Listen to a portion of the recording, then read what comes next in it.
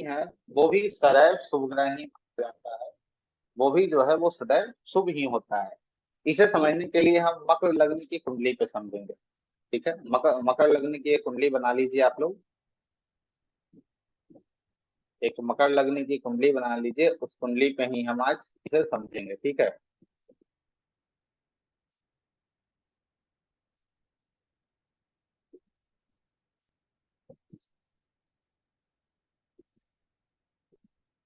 और मेरा एक निवेदन आप लोगों से रहता है, यदि जिन्हें कैमरा को ऑन रखने में कोई समस्या नहीं है वो कैमरा को ऑन रख सकते हैं, कोई उससे आपत्ति नहीं है।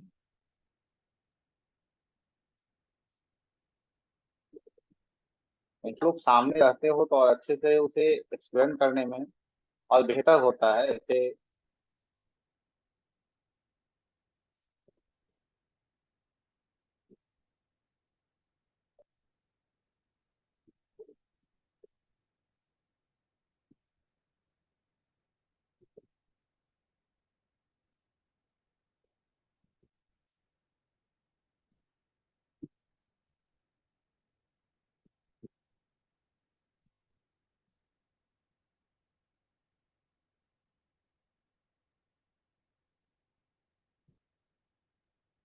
ये कुंडली आप लोगों को दिख रही है, देखिए।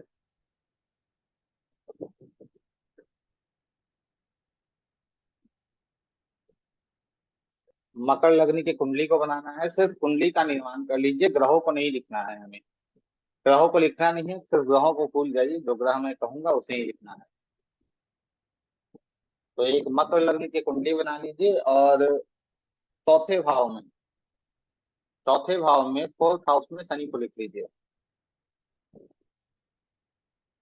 इसमें जो ग्रह है उसे नहीं लिखना है। एक मिनट,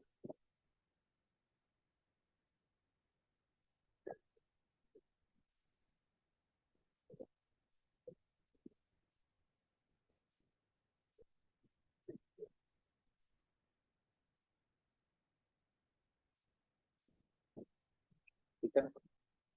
अब इस कुंडली को आप बना लीजिए और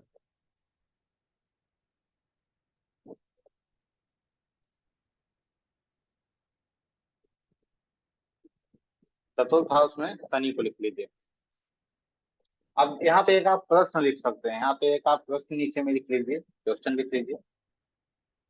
अब चतुर्थ भाव में फोर्थ हाउस में बैठा शनि इस व्यक्ति के प्रॉपर्टी को नुकसान पहुंचाएगा या नहीं, किसी भी प्रकार से इस व्यक्ति के प्रॉपर्टी को फोर्थ हाउस का शनि नुकसान पहुंचाएगा या नहीं।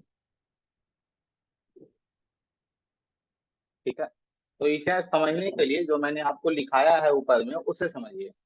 मैंने ऊपर में क्या लिखा है आप लोगों को, लग्ने किसी भी स्थिति में शुभ ग्रह ही होते हैं, वह अशुभ नहीं होते हैं। तो इस स्थिति में यहाँ जो लग्नेश है वो कहाँ है, चौथे भाव में है, शनि लग्नेश है, क्योंकि मकर लग्न की कुंडली है।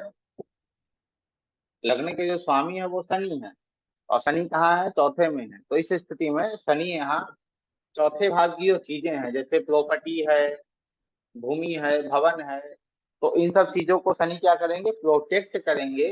ना ही यहाँ पे शनि इस भाव के चीजों को नुकसान करेंगे। क्यों?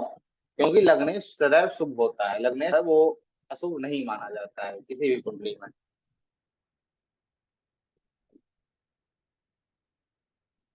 मान लीजिए इसी कुंडली में ठीक शनि के साथ कोई पाप ग्रह बैठ जाए, पाप ग्रह जिसे हम कह सकते हैं, तो यहाँ पे राहु को ले लेंगे। शनि और राहु यहाँ आकर साथ में बैठ जाए तो चीजें क्या हो जाएंगी, वहां फिर फोर्थ हाउस डैमेज हो जाएगा। क्यों हो जाएगा? क्योंकि वहां शनि डैमेज हुआ, कोई मेलेफिक प्लैनेट आया तो वहां शनि डैमेज हुआ। जब शनि डैमेज होगा तो यहाँ पे फोर्थ हाउस भी डैमेज हो जाएगा।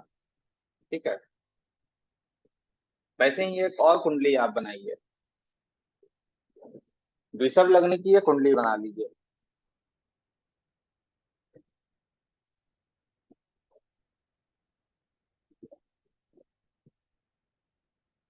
एक वृषभ लग्न की कुंडली बना लीजिए आप, इसे ही हम एक कर दे रहे हैं। ठीक है।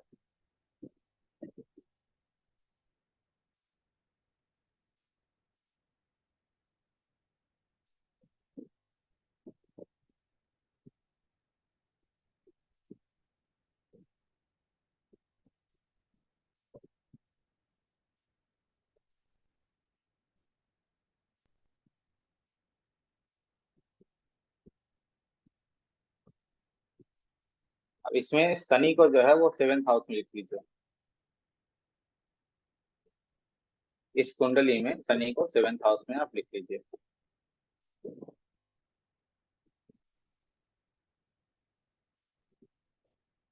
अब यहाँ पे देखिए आप कि शनि कैसे काम कर रहा है।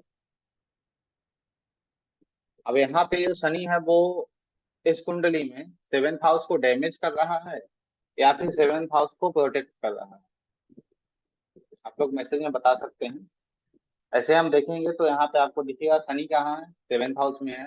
ना यहाँ पे शनि उस भाव का लॉर्ड है, ना ही यहाँ पे शनि लग्नेश है, ना ही यहाँ पे शनि 7th हाउस का लॉर्ड है, क्योंकि 7th हाउस का लॉर्ड यहाँ मंगल हो रहा है। ना ही लग्नेश है, क्योंकि लग्नेश जो है इस कुंडली का शुक्र हो रहा है। तो इस स्थिति में यहाँ पे शनि मैलेफिक हो जाएगा। क्यों हो जाएगा मैलेफिक, अर्थात 7th हाउस को नुकसान पहुंचाएगा। क्यों पहुंचाएगा? क्योंकि 7th हाउस जो है, शनि जो है वो नैसर्गिक अशुभ है, नैसर्गिक पाप ग्रह है शनि। वो जहां बैठेगा वहां नुकसान देगा। और यहाँ पे जो दो कंडीशन भी अप्लाई जो हम कर रहे हैं वो शनि पे अप्लाई नहीं हो रहे हैं। तो शनि यहाँ बैठेगा तो इस व्यक्ति के दाम्पत्य जीवन को, बिजनेस को, इन सब चीजों पे इफेक्ट डालेगा, समस्या उत्पन्न करेगा। परंतु एक जगह यहाँ पे शनि जो है वो मैलेफिक से बेनिफिट हो रहा है। वो कहाँ हो रहा है? एक रूल मैंने आप लोगों को बताया, शनि, शनि अर्थात आप यह कह सकते हैं कि जिस भाव का शनि मालिक है उस भाव को शनि नुकसान नहीं पहुंचाएगा। जिस हाउस का शनि मालिक है, जिस हाउस का शनि स्वामी है, उस घर घर को शनि नुकसान नहीं पहुंचाएगा। तो शनि यहाँ पे 9th हाउस का स्वामी है। 9th हाउस का स्वामी होने के साथ साथ आपको यह भी दिख रहा होगा कि शनि की तीसरी दृष्टि, जो थर्ड दृष्टि शनि की है, वो कहाँ जा रही है? 9th हाउस पे पड़ रही है। शनि की तीसरी दृष्टि 9th हाउस पे जा रही है, उसके साथ यह भी है कि शनि उस भाव का स्वामी है। तो इसलिए 9th हाउस के लिए शनि यहाँ पे बेनिफिक हो जाएगा, ना कि यहाँ पे शनि जो है 9th हाउस के लिए मेलेफिक रहेगा। 9th हाउस को शनि यहाँ प्रोटेक्ट करेगा। यहाँ पे शनि 9th हाउस हाउस को नुकसान किसी भी प्रकार से नहीं करेगा। ठीक है।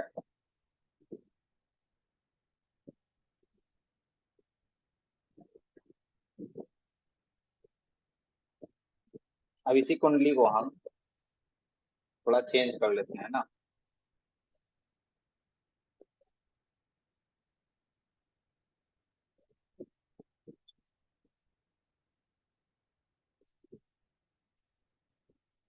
एक सिंह लग्न की, इसे सिंह लग्न में चेंज कर लीजिए।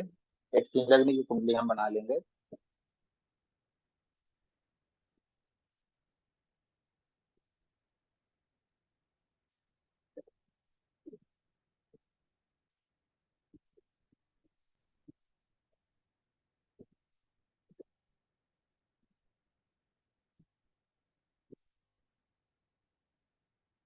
लियो लग्न की एक कुंडली बना लीजिए और उसमें शनि को आप 5th हाउस में लिख लीजिए, 5वें भाव में शनि को लिख लीजिए।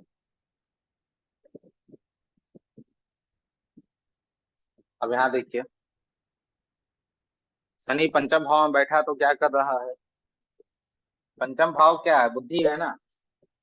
शनि मैलेफिक प्लैनेट है। और शनि का ना ही संबंध लग्न से हो रहा है, ना ही 5वें भाव से हो रहा है, ना पंचम भाव का स्वामी शनि यहाँ है, और ना ही शनि जो है वो यहाँ पे, ना ही शनि जो है वो लग्न का स्वामी है। तो इस स्थिति में शनि यहाँ क्या हो जाएगा? मैलेफिक हो जाएगा। शनि यहाँ पे नुकसान पहुंचाएगा। किन चीजों का नुकसान पहुंचाएगा यहाँ पे शनि?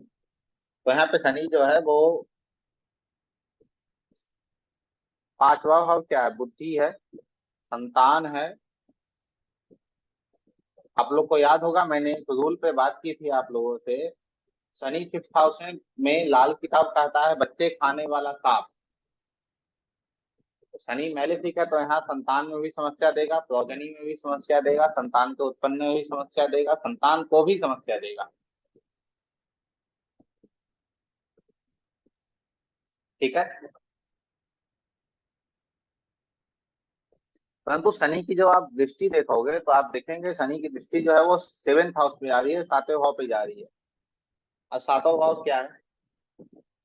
7वां भाव आप देखेंगे कि भाई पहला तो शनि का वो हाउस है, शनि का ही घर है। सातवें हाउस में राशि कौन सी है? 11 है, 11 है। 11वीं राशि का मालिक कौन है? शनि है। तो वो घर तो शनि का हो गया। और दूसरा मूल त्रिकोण राशि वहां है शनि की। एक दूसरा शनि की जो तीसरी दृष्टि है वो भी सेवेंथ हाउस पे जा रही है, तो यहाँ पे शनि सेवेंथ हाउस के लिए बेनिफिक हो गया, ना कि मेलेफिक है। सेवेंथ हाउस में बहुत बेहतर काम करेगा शनि यहाँ पे। वो गलत तरीके से काम नहीं करता है सेवेंथ हाउस के लिए। सेवेंथ हाउस के लिए यहाँ पे बेनिफिक है, मेलेफिक यहाँ पे नहीं है सेवेंथ हाउस के लिए। ठीक है ना?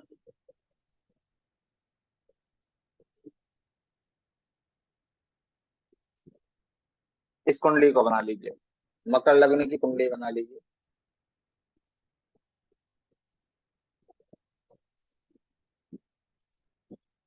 ऐसे आप बनाते जाइएगा, क्योंकि आप बना के रखोगे तो एक केस स्टडी के तौर पे आपके लिए रहेगी। और ऐसे आप प्रैक्टिस भी करते जाएंगे साथ साथ।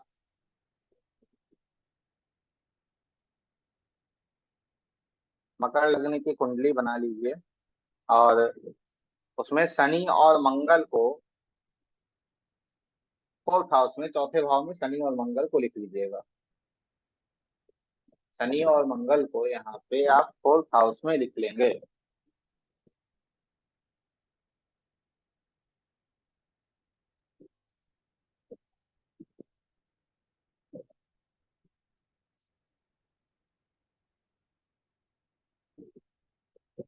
अब आप लोग हमें बताएंगे कि शनि और मंगल यहाँ बैठे हुए हैं फोर्थ हाउस में, तो क्या ये मैलेफिक है या बेनिफिक है? बताइए। शनि यहाँ पे मैलेफिक है या बेनिफिक है?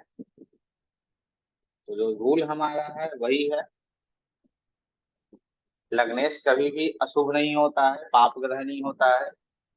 और जो उस हाउस का स्वामी है, जिस हाउस पे हम देख रहे हैं, जिस हाउस को, जैसे अभी फोर्थ हाउस को देख रहे हैं, तो फोर्थ हाउस का स्वामी जो है वो अशुभ नहीं हो सकता है, खासकर उस घर के लिए। तो यहाँ पे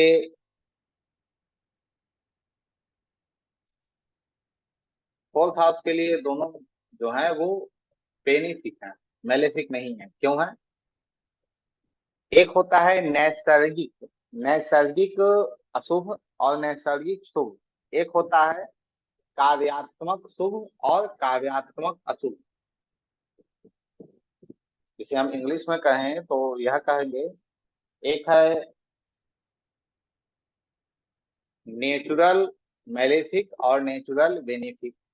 दूसरा है फंक्शनल मेलेफिक और फंक्शनल बेनिफिक। तो यहाँ पे शनि और मंगल तो नेचुरल मेलेफिक हैं, परंतु फोर्थ हाउस के लिए शनि और मंगल फंक्शनल बेनिफिक हो गए। तो यहाँ पे फोर्थ हाउस के लिए ये जो है वो बेहतर काम करेंगे, अच्छा रहेंगे, यहाँ पे खराब नहीं हो सकते हैं। ठीक है? क्योंकि शनि लग्न के स्वामी है, और वही मंगल जो है उस भाव के स्वामी। तो इसलिए यहाँ पे इस रूल को यदि हम रखते हैं, तो यहाँ पे बेनिफिक के रूप में यह काम करेगा, ना कि मैलेफिक के रूप में यह काम करेगा। ठीक है ना? एक दूसरी कुंडली बना लीजिए।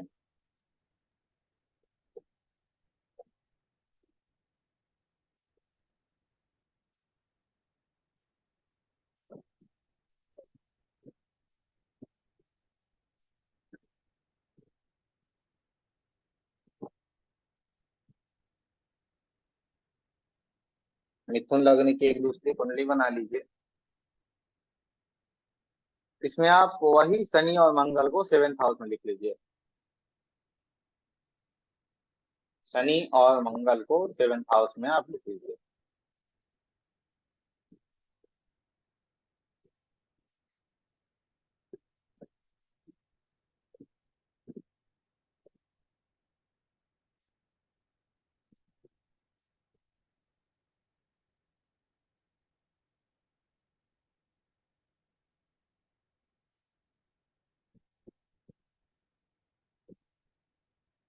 अब यहाँ पे शनि और मंगल जो है वो नेचुरल तो है ही, नेचुरल जो है वो शनि मंगल दोनों मेलेफिक है, परंतु फंक्शनल रूप में ये दोनों मेलेफिक है या बेनिफिक है, या देखना है हमें।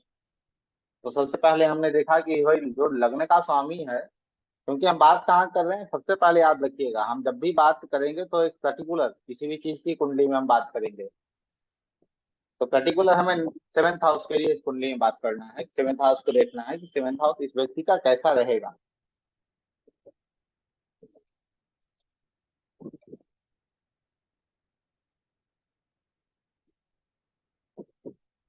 या यहाँ पे आपके लिए यह प्रश्न आए कि इस व्यक्ति का हेल्थ कैसा रहेगा, तो यहाँ पे आप देखोगे ना ही शनि या मंगल दोनों में से कोई भी जो है वो लग्नेश नहीं है, लग्न से दोनों में से किसी का संपर्क नहीं है।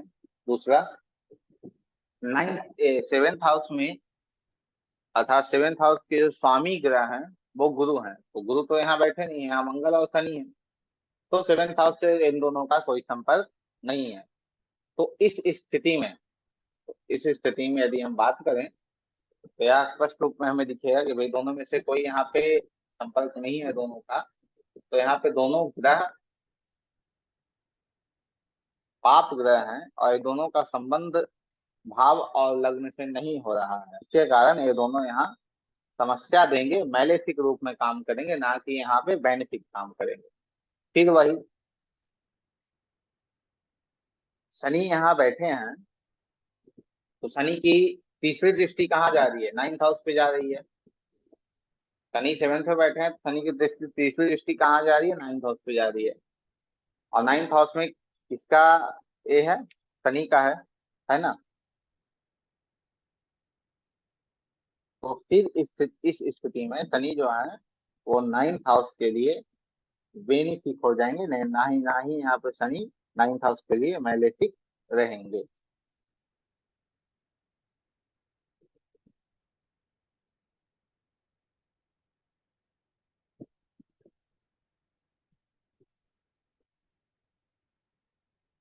ठीक है, आप वृषभ लग्न की कुंडली बना लीजिए।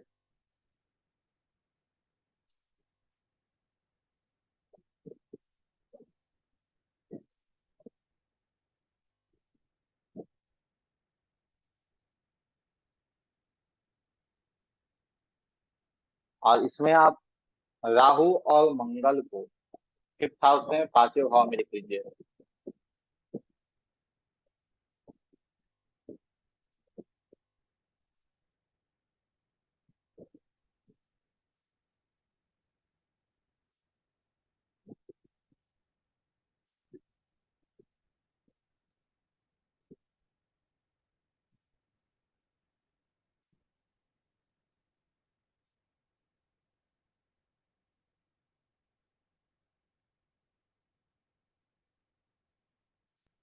ठीक है, अब यहाँ देखिए कैसे काम कर रहा है।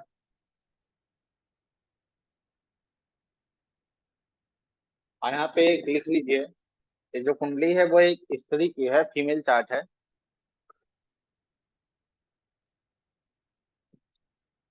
उसका यह प्रश्न है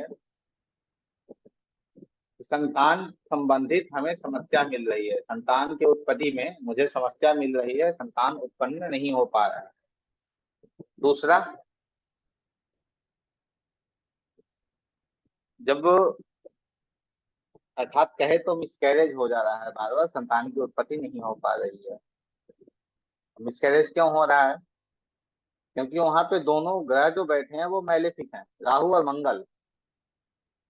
और राहु जो है वो वहां पे क्या काम कर रहा है और मंगल क्या काम कर रहा है, ना ही लग्न से राहु का संपर्क है, ना ही मंगल का संपर्क है।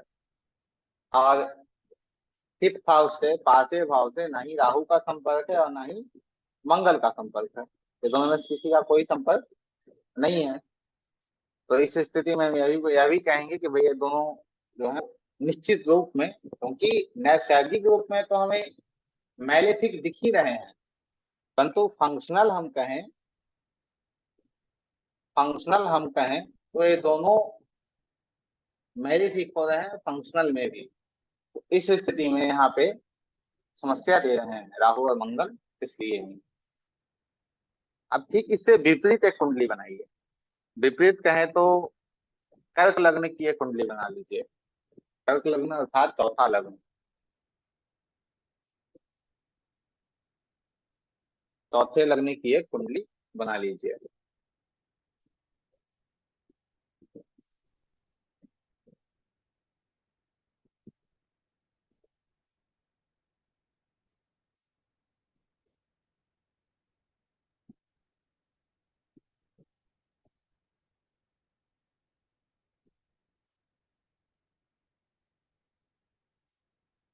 और ठीक इसमें भी आप मंगल और राहु को पांचवें भाव में डाल दीजिए। इसमें भी आप फिफ्थ हाउस में पांचवें मंगल और राहु को डाल दीजिए। अब यहाँ पे आपको मंगल राहु क्या दिख रहे हैं? क्या यहाँ भी मंगल और राहु जो है वो नुकसान पहुंचाएंगे? क्या यहाँ भी मंगल और राहु जो है वो नुकसान पहुंचाएंगे? अब ये जो कुंडली है वह भी एक जाति का अर्थात एक स्त्री की कुंडली है, और इसे भी संतान उत्पत्ति में समस्या आ रही है। संतान उत्पत्ति में इसे भी समस्या मिल रही है, परंतु लेकिन उसे संतान की प्राप्ति हो जाती है।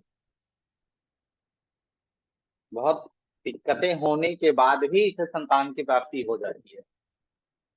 तो यहाँ पे क्या काम कर रहा है? यहाँ तो काम क्या कर रहा है, यहाँ राहु मंगल ने काम किया, क्योंकि मंगल राहु उस घर को डैमेज कर रहा है, परंतु तो मंगल उस घर का ही स्वामी है। मंगल जो है उस घर का ही स्वामी है, जिसके कारण यहाँ संतान की प्राप्ति में कोई समस्या मंगल नहीं होने देता है। ठीक है।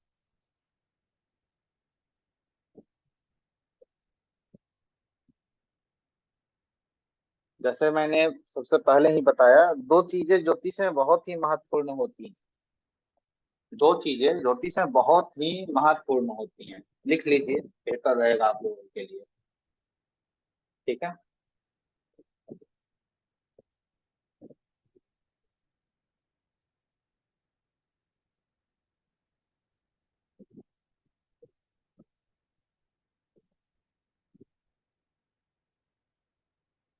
क्या महत्वपूर्ण होती है?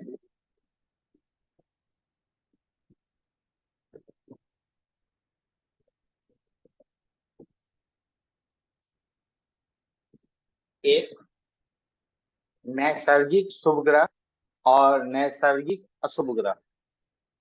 नैसर्गिक शुभ ग्रह, नैसर्गिक अशुभ ग्रह।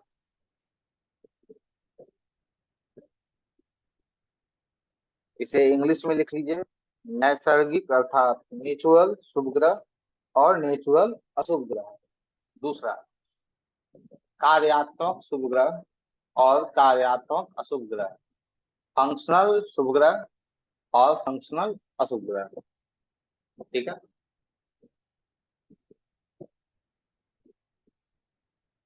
वैसे ही प्रत्येक कुंडली, जो भी आप कुंडली देख रहे हो, तो उस कुंडली के भी दो भाग होते हैं। कौन कौन से भाग होते हैं?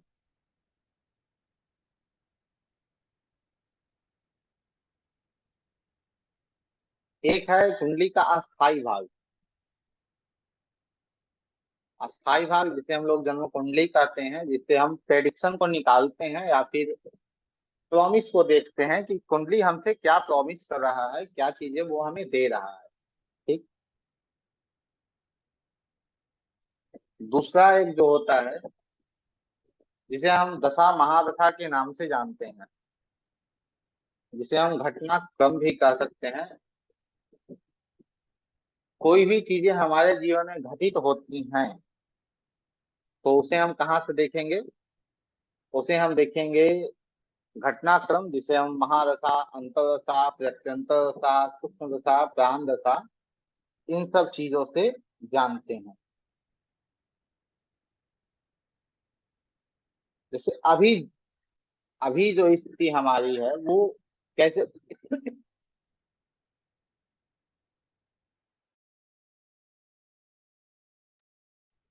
अभी जो हमारी स्थिति है उसे समझने के लिए, उसे जानने के लिए हमें क्या देखना होगा? उसे जानने और समझने के लिए हमें दशा और महादशा को देखना होगा कि अभी जो हमारे जीवन में चल रहा है वो क्या चल रहा है।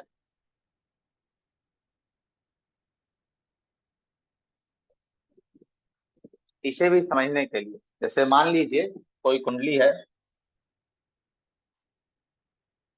और शनि उस कुंडली में अशुभ स्थिति में है, और अभी उस कुंडली में शनि की अंतर्दशा चल रही है। शनि की अंतर्दशा चल रही है, तो उसे हम कैसे समझेंगे? जब शनि वहां मैलेफिक प्लैनेट है, अशुभ प्लैनेट है, तो जब अंतर्दशा या शनि की महादशा चलेगी, या जब उस ग्रह का पीरियड आएगा, तो उस वक्त वह ग्रह क्या करेगा? हमें नुकसान ही पहुंचाएगा, क्योंकि वो नैसर्गिक रूप से और कार्यात्मक रूप से, जैसे कहें तो नेचुरल और फंक्शनल दोनों रूप से वो मैलेफिक है। तो जब भी उसकी अंतर्दशा हमारे जीवन में आएगी तो हमें वो नुकसान पहुंचाएगा।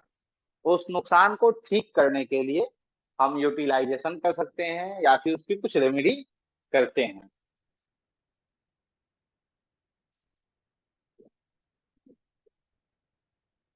एक कुंडली का निर्माण आप कर लीजिए, एक कुंडली आप बना लीजिए। सिंह लग्न की कुंडली होगी।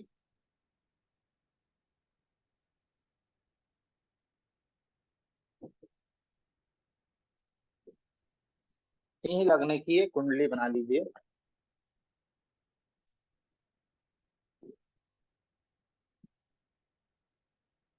ठीक है।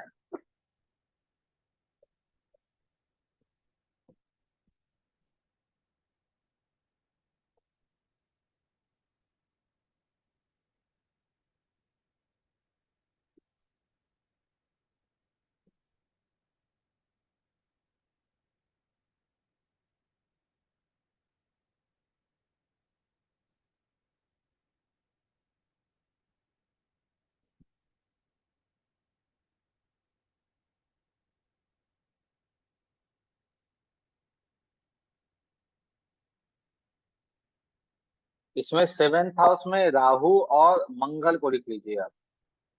ठीक है। सेवेंथ हाउस में सातवें घर में राहु और मंगल को लिख लीजिए।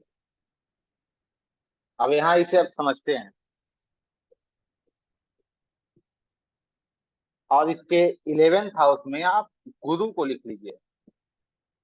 इलेवेंथ हाउस में आप गुरु को लिख लीजिए। यह जो जातक है, इसका प्रश्न है,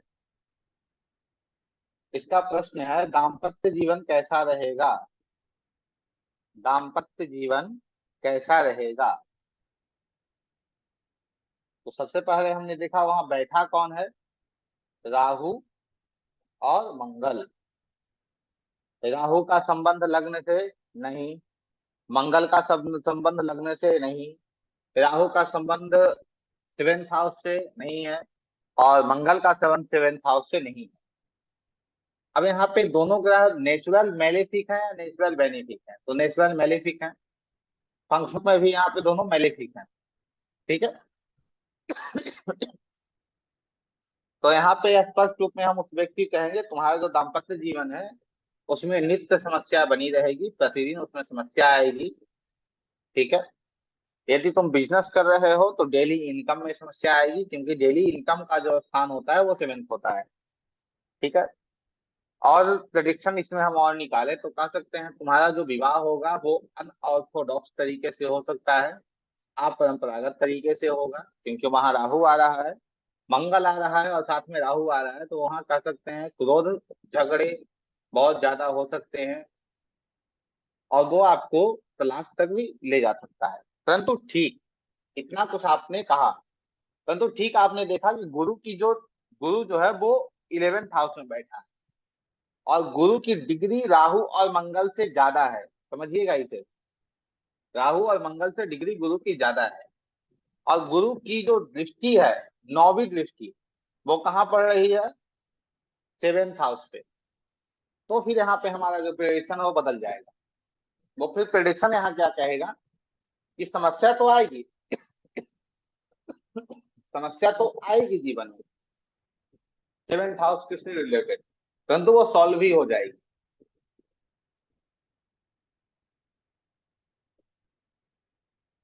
क्यों सॉल्व हो जाएगी?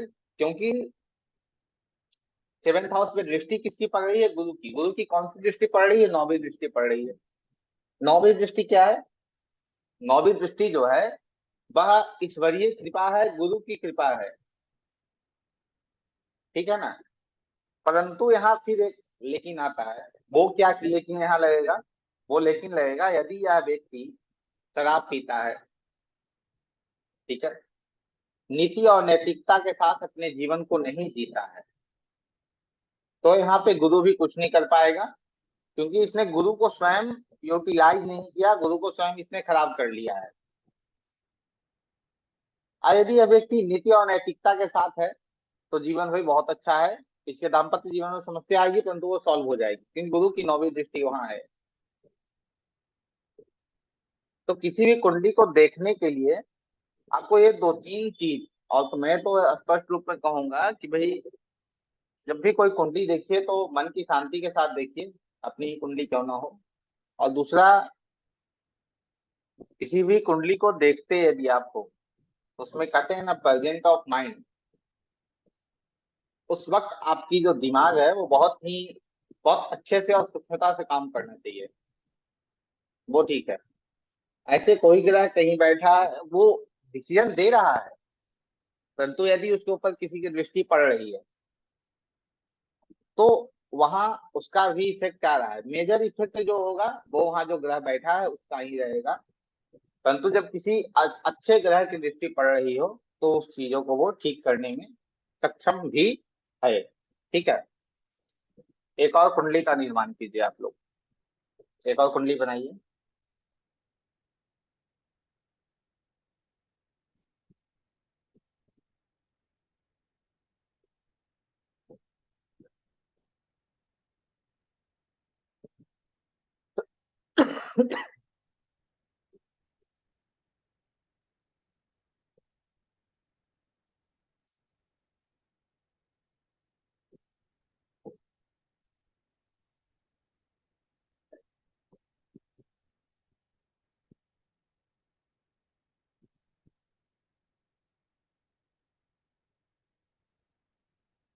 तुला लग्न की कुंडली है, ठीक है।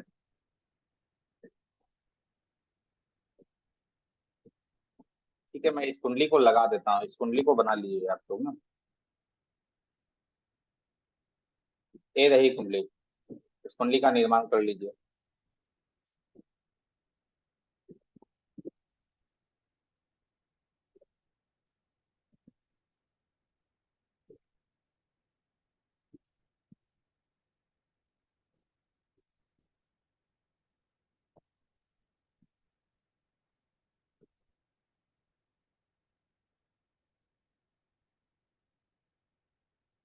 और इस कुंडली में हमारे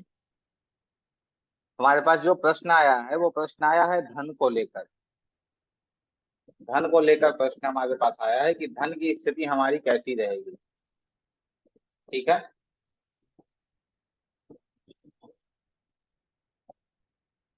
तो सबसे पहले हम क्या करेंगे कि सेकंड हाउस को रख लेंगे अंडरलाइन करके, कि सेकंड हाउस कैसे काम करेगा।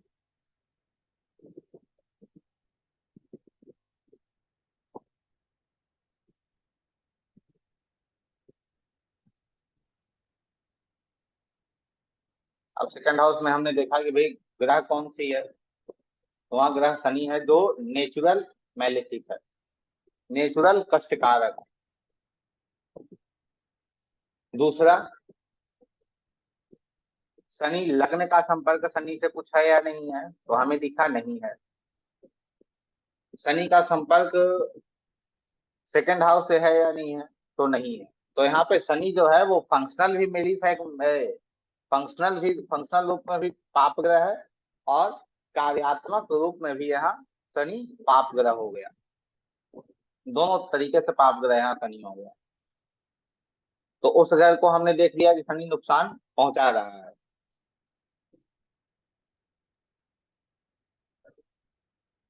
तो यहाँ पे आप क्या प्रेडिक्शन करेंगे, आप यहाँ पे आप क्या बताएंगे जातक को, आप लिख के मुझे बता सकते हैं नीचे में।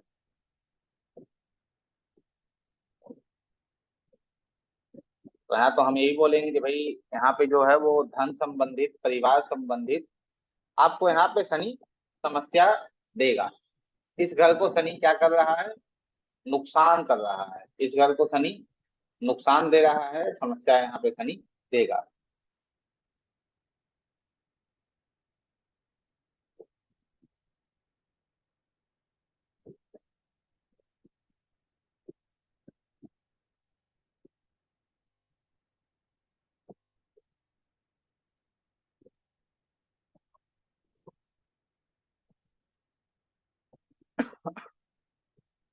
फंक्शनल और नेचुरल प्लानिट, ठीक है।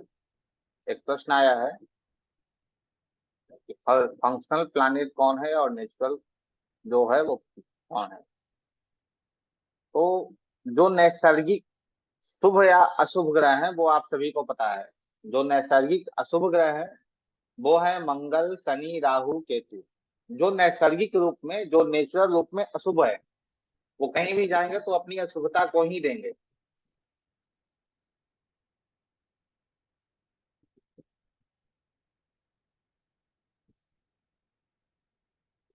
ठीक है। दूसरा फंक्शनल, फंक्शनल रूप में जैसे हमने दो चीजों को आपको बताया कि जो लग्न के स्वामी होते हैं वो सदैव शुभ होते हैं, और जो उस भाव के, जिस भाव पे हमारी दृष्टि है, जिस भाव को हम देख रहे हैं, उस भाव का जो स्वामी है वो उस भाव के लिए सदैव शुभ है।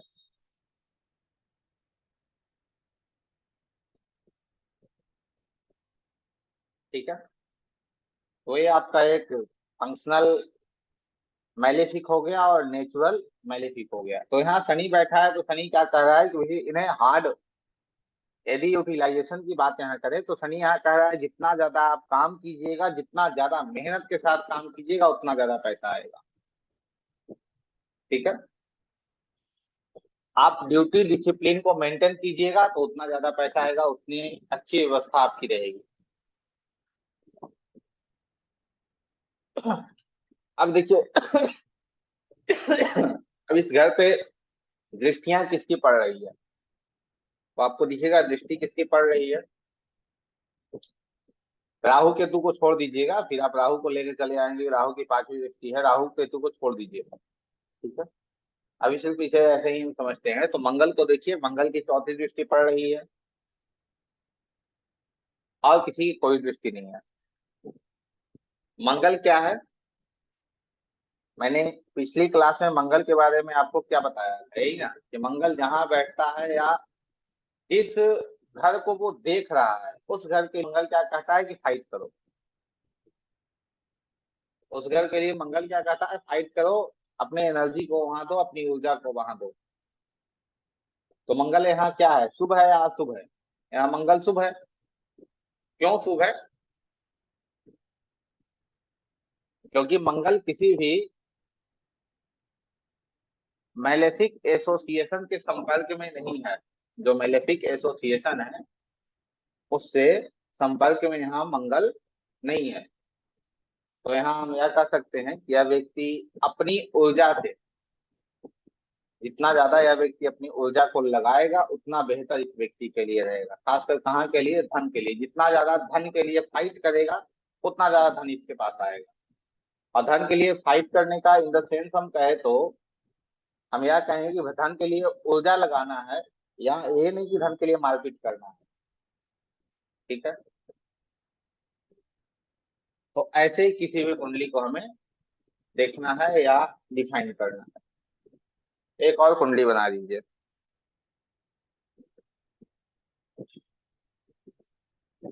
क्योंकि जब आप मेलेफिक और बेनिफिक एसोसिएशन को समझ जाएंगे तो आपकी कुंडली देखने का जो तरीका है ना वो बेहतर हो जाएगा। और पराशरी ज्योतिष आप फिर समझ जाएंगे कि पराशरी ज्योतिष होती क्या है, वो कैसे काम करता है, वो आपके समझ में आ जाएगा।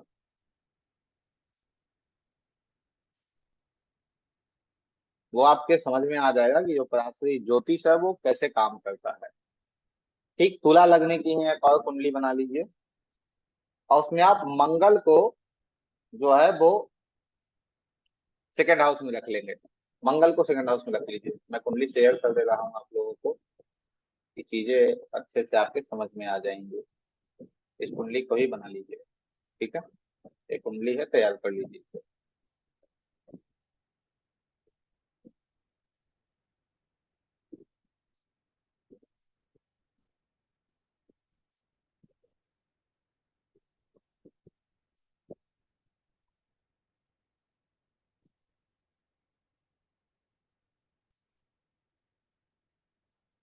तो इस कुंडली में सबसे पहले हमें क्या दिखा, इसे सेकंड हाउस पे धन भाव पे चर्चा करनी है हमें।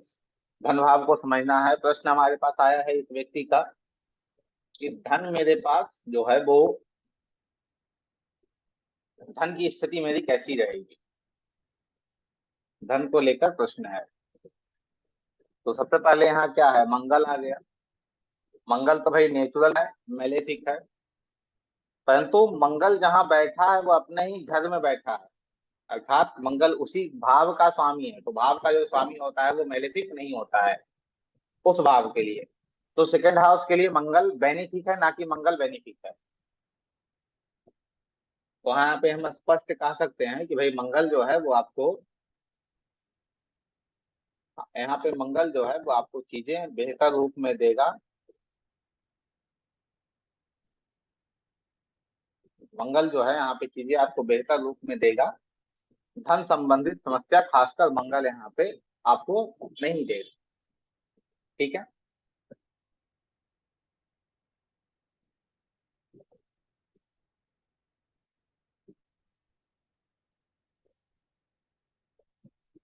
परंतु यह व्यक्ति फिर भी कह रहा है कि नहीं, ऐसा नहीं है, मुझे धन की समस्या हो रही है, मुझे धन की समस्या हो रही है।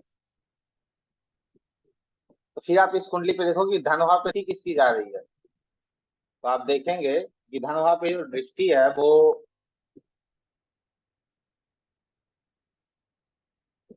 एक मिनट, कहाँ गया भाई।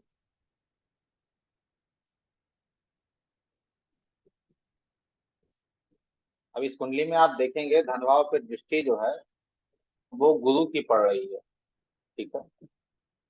तो अभी जस्ट मैंने क्या कहा कि गुरु की जो पांचवी दृष्टि होती है, गुरु की जो नौवीं दृष्टि होती है वो ईश्वरीय कृपा प्राप्त होती है, ईश्वर की कृपा प्राप्त होती है। और साथ ही गुरु की कृपा प्राप्त होती है, पूर्वजों की कृपा प्राप्त होती है। ठीक है। परंतु अब आप देखेंगे कि गुरु के साथ बैठा कौन है, राव। गुरु जो है वो किस एसोसिएशन में है, गुरु मैलेफिक एसोसिएशन में है। तो यहाँ ना ही गुरु की कृपा प्राप्त हो रही है, ना ही ईश्वर की कृपा प्राप्त हो रही है। क्यों प्राप्त नहीं हो रही है? राहु क्या है, अनैतिकता है। अनैतिक रूप में इनकी डेली बेसिस पे इनके जो कर्म है वो हैं, इसलिए इन्हें राहु समस्या दे रहा है। अर्थात धन में समस्या इन्हें आ रही है। अनैतिक रूप के कार्य को ये छोड़ देते हैं। जैसे अनैतिक अर्थात जैसे शराब पीना और भी जो चीजें होती हैं कुछ, उसे यदि ये छोड़ देते हैं तो धन की बहुत अच्छी स्थिति इनकी हो जाएगी, धन संबंधित समस्या इनके जीवन में नहीं आएगी। ठीक है। तो सबसे बड़ी भूमिका यही होती है कुंडली में, मैलेफिक और बेनिफिक एसोसिएशन। जो मैलेफिक एसोसिएशन है वो कैसे, वो उसके साथ जिस घर को हम देख रहे हैं उसका कनेक्शन है या नहीं है, या जो जिस घर को हम देख रहे हैं उसके साथ बेनिफिक घर, ग्रह जो है उनका एसोसिएशन है या नहीं है।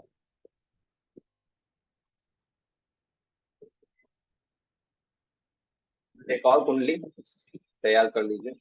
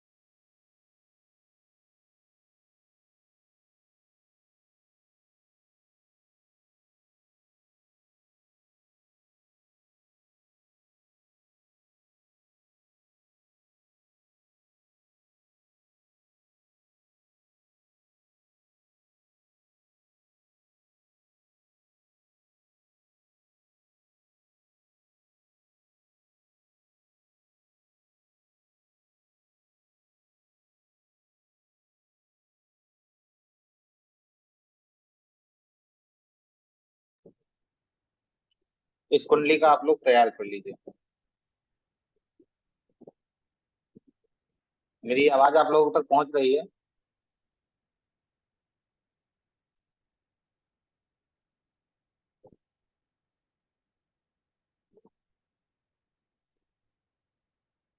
जी। हाँ, इस कुंडली को बना लीजिए। ये जो कुंडली है वो अमिताभ बच्चन जी की है। उन्हें आप लोग सभी जानते ही हैं बहुत अच्छे से। अब इस कुंडली पे हम फोर्थ हाउस पे चर्चा करेंगे। जो फोर्थ हाउस है उस पे हमारी चर्चा होगी कि भाई धन, भूमि, भवन, वाहन, इन सब की स्थिति इनके पास क्या रहेगी, वह बताइए। तो सबसे पहले फोर्थ हाउस में हमने यह देखा, बैठा कौन है? शनि। शनि मैलेफिक है या बेनिफिक है? तो शनि जो है वो मैलेफिक प्लैनेट है। अब मैलेफिक प्लैनेट होने के साथ साथ शनि लग्न का स्वामी, लग्नेश है, और बैठा है फोर्थ में, तो इस स्थिति में शनि क्या हो गया? बेनिफिक हो गया, मैलेफिक नहीं रहा। नेचुरल मैलेफिक है परंतु यह फंक्शनल बेनिफिक हो गया, कार्यात्मक रूप में यह बेनिफिक हो गया। और जो मैंने फर्स्ट कुंडली पे बात की आज की क्लास में, उसमें मैंने कहा था कि जहां भी शनि बैठता है, यदि शनि लग्न का स्वामी होकर बैठा है, तो उस घर की चीजों को प्रोटेक्ट करेगा, ना ही उस घर की चीजों की हानि करेगा, क्योंकि बेनिफिक है। और जब शनि को हम एक्सप्लेन कर रहे थे तो उसमें मैंने आप लोगों से कहा था, जहां शनि बैठता है उस घर की चीजें भर भर के देता है। मतलब जितनी आपको नहीं चाहिए उससे 10 गुना ज्यादा आपको देगा। परंतु उसके लिए आपको क्या? ड्यूटी, डिसिप्लिन और कर्मा, ये तीनों को मैनेज करके करना होगा।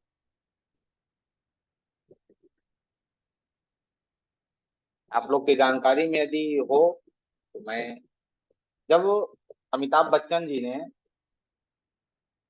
कौन बनेगा करोड़पति से पहले उनकी जो स्थिति थी वो थोड़ी ठीक नहीं थी, आप लोगों को पता होगा। पहले बहुत अच्छी रही, लेकिन बीच में कौन बनेगा करोड़पति से पहले उनकी स्थिति जो है वो ठीक नहीं रह पाई। आप इंटरनेट पर सर्च कर लेंगे, आपको पता चलेगा क्यों उनकी स्थिति ठीक नहीं रही। क्योंकि वो अपने कर्म से थोड़े पीछे हट गए। ठीक है, तो इसलिए कर्म, ड्यूटी और डिसिप्लिन, ये तीन चीजों को फिर कौन बनेगा करोड़पति आने के बाद इन्होंने अपने आप को अपने लाया और उसे अपनाया, जिसके कारण इनकी स्थिति बहुत अच्छी रही और आज भी अच्छी है। और फोर्थ हाउस संबंधी जो चीजें हैं, वो भर भर के दे रहा है। अच्छा, आप लोगों को पता है कि अमिताभ बच्चन जी का विवाह कैसे हुआ? मैसेज में बताएं आप लोग। आप लोगों को पता है कि अमिताभ बच्चन जी का जो विवाह है वो किस प्रकार हुआ? उनका जो विवाह है वो परंपरागत तरीके से हुआ या फिर अपरंपरागत तरीके से हुआ? बताइए आप लोग।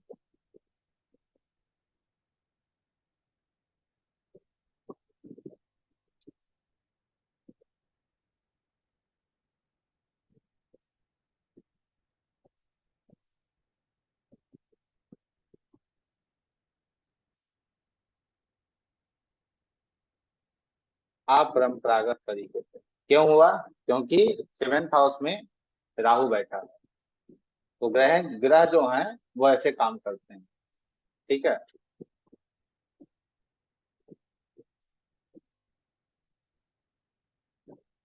चलिए आज के लिए इतना ही। और कल जो हमारी चर्चा रहेगी और भी कुछ कुछ चीजों पे रहेगी। अगले टॉपिक पे कल हम बात करेंगे। आज किन्हीं के समझ में कुछ नहीं आया हो या फिर जो चीजें आप समझ नहीं पा रहे हैं उससे संबंधित आज के क्लास को लेकर कोई प्रश्न है तो आप पूछ सकते हैं। बताइए। एंड कीजिए, मैं माइक आपका ऑन कर दूंगा। आज के क्लास से संबंधित आप लोगों का कोई प्रश्न है?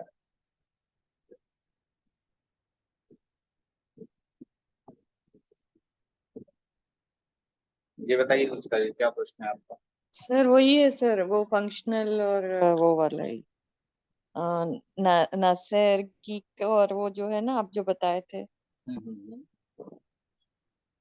फंक्शनल और अशुभ नेचुरल वाला जो बता रहे थे ना वो। अच्छा, आपको तो यह पता है कि जो नेचुरल जो नैसर्गिक अशुभ ग्रह है वो तो आपको पता है, शनि है, हाँ वो सब पता है हाँ। मंगल है, राहु है, केतु। ठीक है। परंतु फंक्शनल फंक्शनल अर्थात कार्यात्मक, जो अपने काम के अनुसार मैलेफिक हो रहे हैं और बेनिफिक हो रहे हैं। ठीक है। जो लग्नेश होता है, लग्नेश अर्थात जो आपका लग्न है, लग्न का स्वामी कभी भी अशुभ नहीं होता है, अर्थात पाप ग्रह वो कभी नहीं हो सकता है। क्यों नहीं हो सकता है? उसे कुंडली छोड़ के ऐसे हम समझते हैं। जैसे मान लीजिए आपका घर है, आप अपने घर में रह रहे हो, कभी आप चाहोगे कि भाई आपके घर को कोई नुकसान पहुंचाए या फिर आप खुद नुकसान उस घर को पहुंचाए? हाँ नहीं। सर। तो लग्नेश वहां पे आपका ही काम कर रहा है, लग्नेश पूरे ओवरऑल कुंडली का मालिक है। जैसे लग्नेश लग्न का ही स्वामी, तो वो कभी नहीं चाहेगा कि कुंडली में किसी भी घर को नुकसान हो। और वो ये तो बिल्कुल नहीं चाहेगा कि वो जहां बैठा है उस घर का ही नुकसान हो। वो कभी नहीं चाहेगा। आप चाहोगे या फिर और कोई व्यक्ति चाहेगा कि आप जहां अपने घर में बैठे हो उस नो रूम में, सर। उस पर्टिकुलर रूम में कोई बम लाकर गिरा दे? No sir. या आप खुद वहां पे बम रखोगे? नहीं रखोगे। तो नो वैसे ही सर। जो लग्नेश है वो जहां बैठेगा उस घर को खराब नहीं कर सकता है। एक दूसरा प्रश्न आपका था कि फंक्शनल जो है वो क्या होता है? तो फंक्शनल यही है कि वो कार्यात्मक रूप से उस घर को नुकसान नहीं पहुंचाएगा, क्योंकि वो स्वयं लग्नेश है। उसके बाद दूसरा दूसरा भाव, कि भाव का स्वामी, मान लीजिए फोर्थ हाउस की हम बात कर रहे हैं, फोर्थ हाउस का स्वामी जो है वो मंगल है, और मंगल उस फोर्थ हाउस में ही बैठा है। तो मंगल कभी चाहेगा कि मेरा ये जो घर है फोर्थ हाउस वो खराब हो जाए? नहीं चाहेगा। No sir. वो हमेशा चाहेगा कि फोर्थ हाउस जो है वो मेरा बेहतर ही रहे। तो यहाँ पे फंक्शनल रूप में मंगल क्या हो जाएगा? बेनिफिक हो जाएगा, ना ही मैलेफिक रहेगा। मंगल मैलेफिक है नेचुरल, परंतु फंक्शनल जो अपने काम के अनुसार यहाँ अच्छा पे अच्छा आप समझी नेचुरल और फंक्शनल में डिफरेंस। काम नॉर्मली के वो अनुसार। वो है प्रॉब्लमेटिक है बट वो जो घर में बैठा है वो उसी के घर का स्वामी है इसीलिए वो हम्म फंक्शनली बेनिफिक है। अच्छा हम्म। ठीक है सर चलिए, बहुत थैंक अच्छी यू। बात है, धन्यवाद। और किन्हीं का कोई प्रश्न है?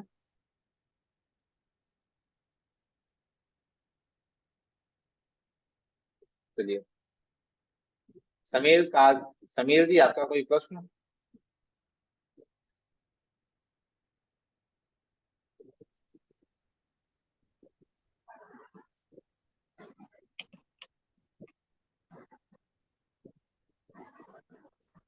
चलिए, आज के लिए इतना ही।